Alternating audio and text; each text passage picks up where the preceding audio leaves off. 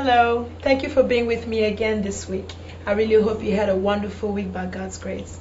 You see, I hope that you also were able to accomplish your goals.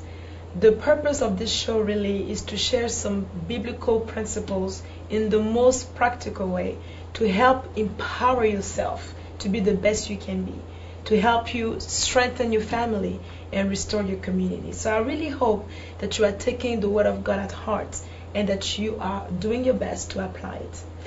Last time we spoke about the verse Matthew verse 22, and we really tried to understand what it meant to love God with all our heart, all our soul, and all our mind.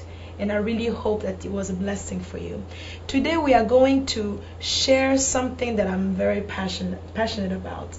We are going to talk about the last part of verse 39 that says, love your neighbor as yourself. Sometimes we take time to dwell on the first part of that verse that says, love your neighbor. But we forget that God says, as yourself.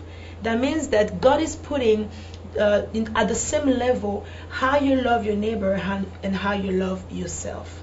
So the big question is, what does it mean as yourself? It means the way you treat yourself, the way you love yourself, the way you respect yourself, the way you see yourself, or the way you would like somebody to treat you, the way you would like somebody to love you. God is expecting you to do the same to someone else. Now, I would say the big question is, do you love yourself? Or why do you love yourself? Or how do you love yourself? Because I have noticed that people usually love themselves because of what they have accomplished, because of what they have. You know, I love myself because I was able to build this business. I love myself because I was able to accomplish this and that. I love myself because I have a degree. I love myself because I have a beautiful family. I have a beautiful car. We have a tendency to love ourselves because of what we may have accomplished, because of what we have. But let's go a little bit deeper to really understand what God means by that. Because today, what if they remove everything you have? What if you only love yourself because of what you have accomplished or what you were able to buy for yourself or do for others? What if they come and remove it? What if you lose your car? What if you lose your family? What if you lose your house? You lose your business? Or you lose everything that you have ever done? Would you still love what you look at in the mirror? So that's what I'm going to talk about today, because I really believe that as children of God, we need to look at ourselves the same way God is looking at us. And for that, I kind of prepare 3 different obstacles, things that usually will stop us from loving ourselves. Because what is key here is that Jesus is telling us, love your neighbor as yourself. So that means that God is expecting you the same way you treat yourself to treat your neighbor.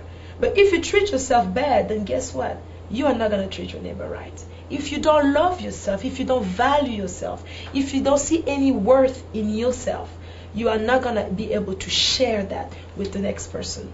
All right, so I'm going to share 3 obstacles that I believe happens in life that stops us from loving ourselves. Things that sometimes we get thrown at us, things that get thrown at us, things that we experience that we never wished but happened to us, that makes it very difficult for us to appreciate who we are. So I got about 3 points that I want to share with you today. The first one, I call it to understand who you are. That is so crucial, because the first truth that you must embrace, is in the book of John chapter 15 verse 16, and I want us to read that together. John 15:16, and it says, "You did not choose me, I chose you, and appointed you to go and bear fruit that will last. Then the Father will give you whatever you ask in my name." Isn't it amazing to know that God chose you? You didn't force yourself on God. God didn't make a mistake. You are not a mistake. Though people may tell you that, things that has happened in your life may show you as if you were a mistake, you good for nothing. But the reality is that the creator of all things says that I chose you. You didn't choose me, I chose you.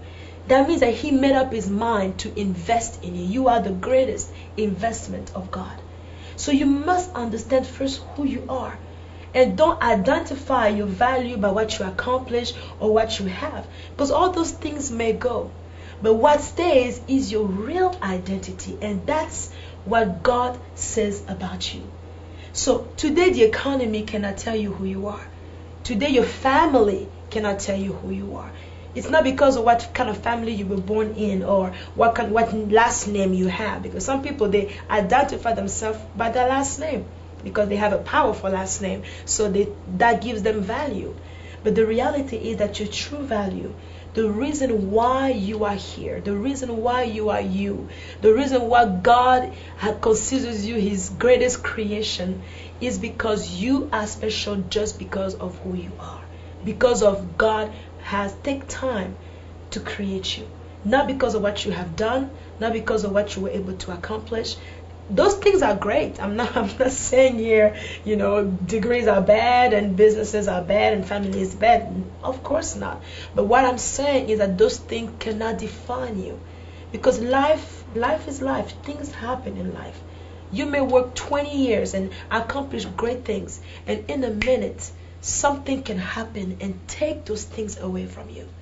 So what defines you, the reason why you love yourself, or the reason why you should love yourself, is not because of what's around you, but it's because the essence of who you truly are.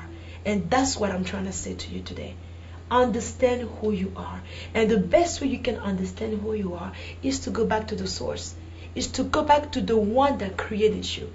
You see, God creates everything with a purpose. Even the smallest ants has a purpose. Leaves on those trees, they have purpose. Everything God creates has a purpose. So if you wake up in the morning and thinking your life doesn't make sense, you really have nothing to do on this earth, that is a lie. Because you are a creation of God and you should have a purpose. And just for that, you should love yourself.